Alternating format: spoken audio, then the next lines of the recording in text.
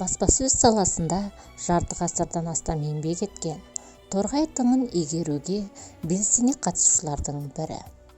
Амангелді ауданының құрметті азаматы, журналист, қоғам қайраткері Бөгетбай Әлмағанбетов. Бөгетбай Әлмағанбетов 1927 жылы 13 қыркүйекте Торғай облысының Амангелді ауданы Қабырға елді мекенде туған. Жоғары білімді журналист. Алматы жоғары партия мектебін бітірген. Еңбек жолын соғыс кезінде әртүрлі жұмыс істеуден бастаған. 1946 жылдың күзінде аудандық газет редакциясына корректор болып жұмыс істеуге шақырылады. Білікті мамандардың тапшылығынан болса керек, Бөгетбай Әлмағанбетов 1950 жылы аудандық комсомол комитетіне бөлім меңгерушілігі қызметіне ауыстырылады. Содан соң өз еркімен Амангелді орта мектебіне мұғалім болып барады. 2 жылдан соң облыстық большевиктік жол газетінің Амангелді аудандағы меншікті тілшісі қызметін атқарады. Ал 1958 жылы аудандық газеттің редакторы болып тағайындалады. Міне осы тұста ол аптасына 1 рет 2 бет болып шығып келе жатқан газетті 4 бет етіп шығаруды бастайды. Газет аудан өмірін әр қырынан көрсетіп тұрады.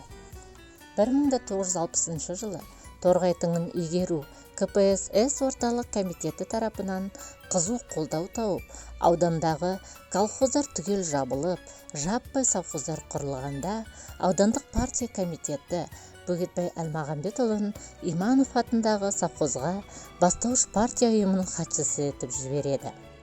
Ол аталмыш совхоздың аяғынан қаз тұрып, қалыптасып, өркендеуіне елеулі ықпал жасады. Қоғам қайраткері 50 жасында редакторлықтан босатылған кездің өзінде шығармашылықпен айналысуды тоқтатпады. Нәтижесінде очерктері Торғай әуендері деген атпен 1983 жылы өнер баспасында шағын да болса жеке кітап болып басылып шықты. Ол ауданның рухани өміріне белсене араласты. 1990 жылы және 1993 жылдар арасында Амангелді селосында мешіт салу жөніндегі қоғамдық негіздегі ынталы топты басқарды. Кейін осы мешіттің Сатыбалды Ишан аталуына негізгі себепкер болды.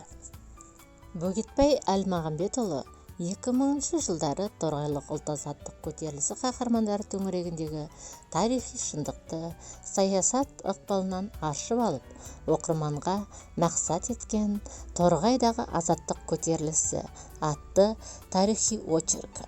2005 жылы Торғай ақын жыршылары туралы Торғайдың топжарғандары атты әдеби зерттеулер, очерктермен қатар белгілі айтқыш Жолдас Мұхамбетжановтың ел аузындағы әңгімелерін жинақтап, қыруар жұртты қырдың ау деген атпен жеке кітап етіп шығарды.